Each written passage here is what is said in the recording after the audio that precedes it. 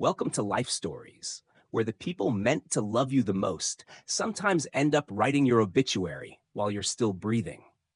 Imagine being told you're dead to your own family simply because you chose your dream over their demands. Imagine walking away from everything familiar, not out of anger, but out of survival. This is the story of a woman who was buried by the people she trusted and how she clawed her way back, not for revenge, but to build something so powerful, even they couldn't ignore it. It's a story about silence, strength, and the quiet kind of success that speaks louder than forgiveness. Stay with us, because the moment they thought they'd erased her was the moment she truly began. Now, let me take you back to the day everything changed. The day my family buried me alive, I wore my favorite navy blazer and a pair of pearl earrings my mother once promised would be mine. I thought if I looked polished, put together, if I looked successful, they might take me seriously. I was wrong. My name is Madison Blake, and 2 years ago, at the age of 28, I sat across from my parents in their pristine Atlanta home at the same mahogany dining table where we once played Scrabble and passed mashed potatoes like a ritual of unity. But that night, it felt more like a courtroom, one where I was already on trial. The air was heavy with expectations. My father, Robert Blake, former Air Force colonel turned medical supply magnate, sat stiff-backed in his chair, hands folded like stone. My mother, Diane, hid behind her mug of chamomile tea, eyes rimmed in judgment. And then there was my younger brother, Logan, the golden child in med school, all charm and second chances. He didn't say much. He never had to.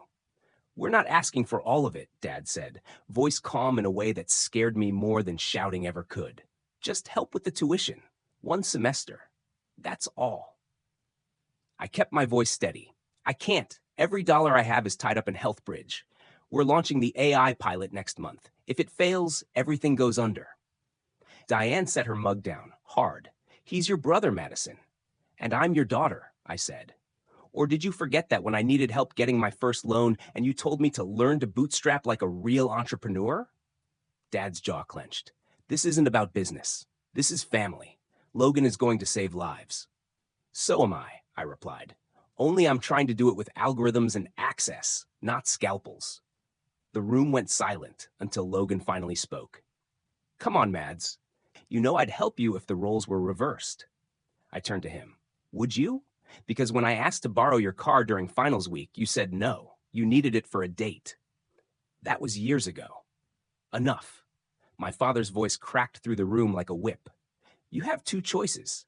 Help your brother or walk away, but if you choose the latter." He paused. "Then you're no longer part of this family." It wasn't a threat. It was a death sentence. I stood up, brushing imaginary dust from my blazer. "You always talk about loyalty, Dad, but loyalty without respect? That's just control in disguise." "Don't do this," my mother whispered, voice trembling. "I'm not the one doing it," I replied, stepping back. "You are." Logan looked down at his plate, suddenly captivated by a piece of overcooked asparagus. "I won't set myself on fire to keep Logan warm anymore," I said, walking to the door. And then, words I'll never forget. "You are no daughter of mine," Dad declared. "She's dead to us," Mom whispered. I clicked the door shut behind me like a punctuation mark at the end of a long, bitter sentence. 20 minutes later, I was curled up on the couch at Taylor's apartment, mascara running like war paint. "They chose Logan," I told her. Taylor, my best friend and publicist, poured another glass of red and said the thing that would stay with me forever. "Good. Now you've got nothing left to lose." That was the night I stopped being Madison the Disappointment and started becoming Madison Blake, founder and CEO of HealthBridge. But what I didn't know then, what none of us could have imagined, was that 2 years later, I'd find myself on a collision course with the very people who'd buried me. And they'd come crawling back with a secret, one that could burn everything down. Do you believe forgiveness should have limits, especially when it's family? What would you do if the people who cut you off came back, not for love, but for survival? Because sometimes the past doesn't knock, it kicks down the door. And Madison's past is about to do just that. The glass walls of the Silicon West Conference Center reflected back a version of me I barely recognized, heels sharper, smile steadier, and eyes that had long stopped seeking approval. 2 years ago, I walked out of my parents' house with nothing but a vision and a tremble in my chest. Today, I stood center stage beneath the vaulted glass atrium, the youngest keynote speaker in the conference's history, the CEO of the most disruptive healthcare platform in the country.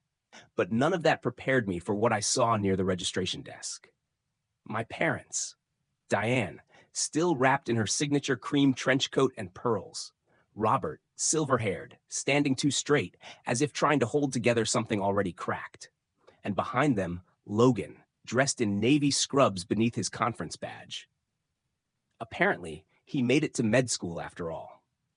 Taylor noticed them before I could speak. "You want to duck into the green room?" she whispered, already stepping forward to shield me. "No," I said, squaring my shoulders. "Let them see me." As if summoned, Dean appeared at my side, all warmth and confidence. "There she is," he said, loud enough to carry. "The woman who's about to change the future of healthcare." My mother's head snapped up. Our eyes met, and for the briefest moment, I saw something that looked like recognition, followed by something that looked like regret. "Madison Blake," a young reporter called, notebook in hand. "Can we get a quick quote before your keynote?" I turned away from my family and smiled at the reporter. Of course. HealthBridge believes zip code shouldn't determine quality of care. We're launching a rural care initiative to bridge that gap. Access to healthcare is not a privilege, it's a right. Click. Click. Pens moved. Cameras flashed. Behind the chaos, my parents stood still. Logan stared like he was seeing a ghost, and maybe he was. In the green room, I clutched the counter and stared at my reflection. My hands were steady, but my gut was spiraling. "You okay?" Taylor asked. I nodded. I just didn't expect them to look proud. That messed me up more than if they'd looked ashamed. Dean stepped in moments later, holding his phone. "We've got a situation." "What kind of situation?" He lowered his voice. "Brooke Callahan wants a private meeting after your keynote. She was impressed by your demo last month." Brooke Callahan, the queen of corporate healthcare, the woman whose company had tried and failed to crack rural care at scale. If she wanted a meeting, it meant she saw HealthBridge as more than competition. She saw us as necessary. "She's proposing a merger," Dean continued. "Full funding, nationwide reach, and you at the helm of the access division."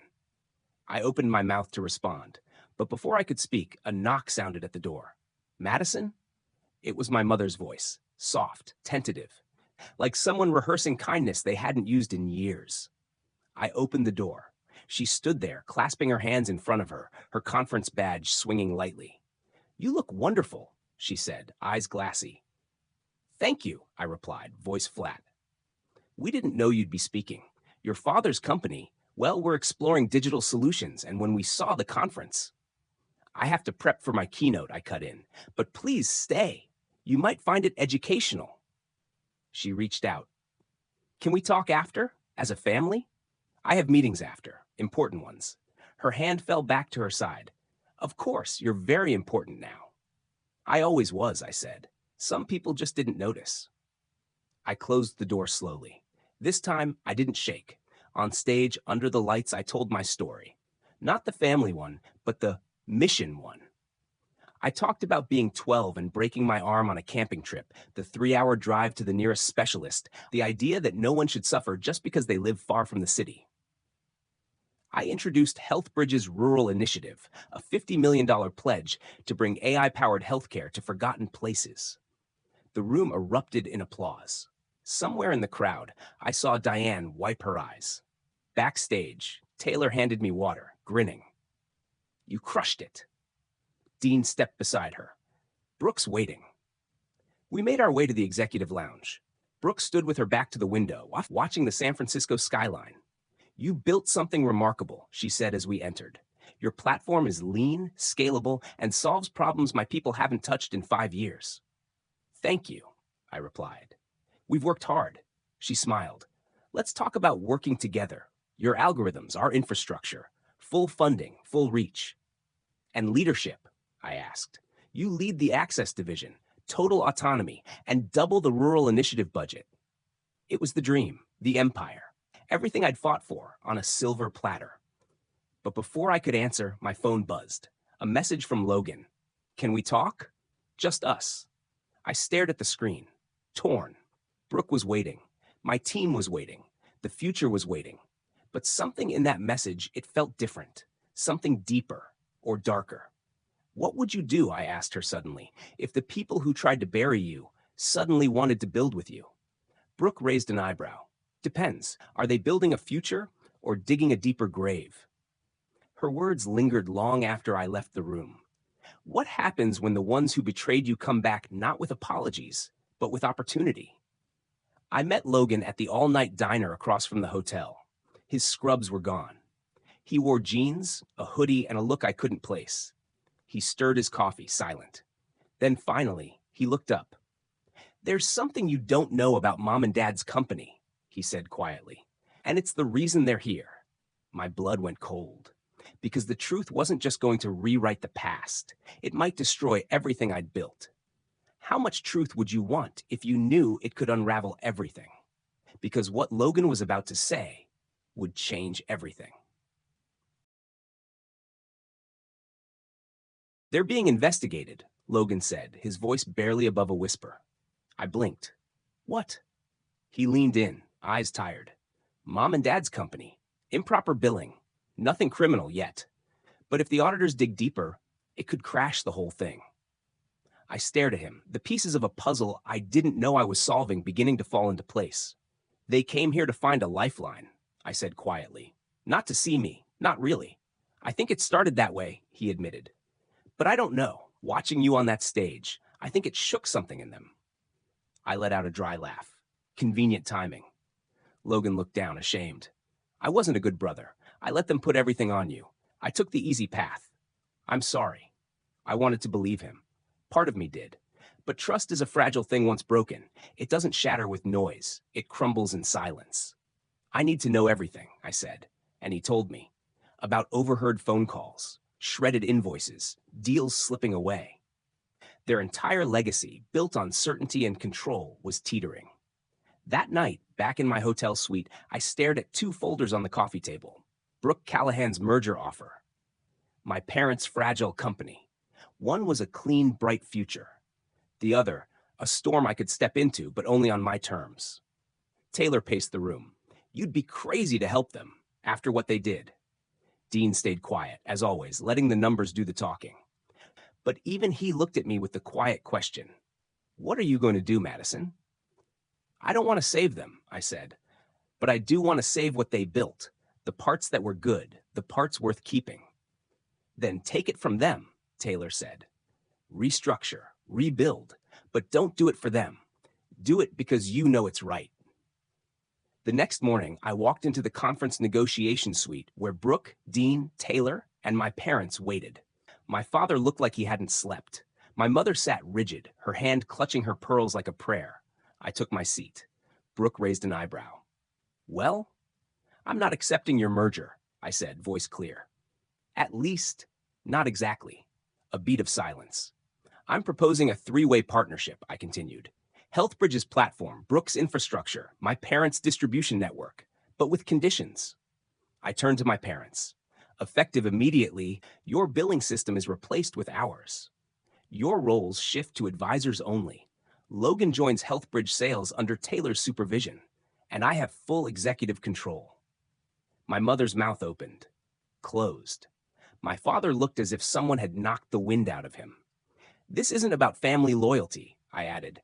It's about protecting what's left and building something better.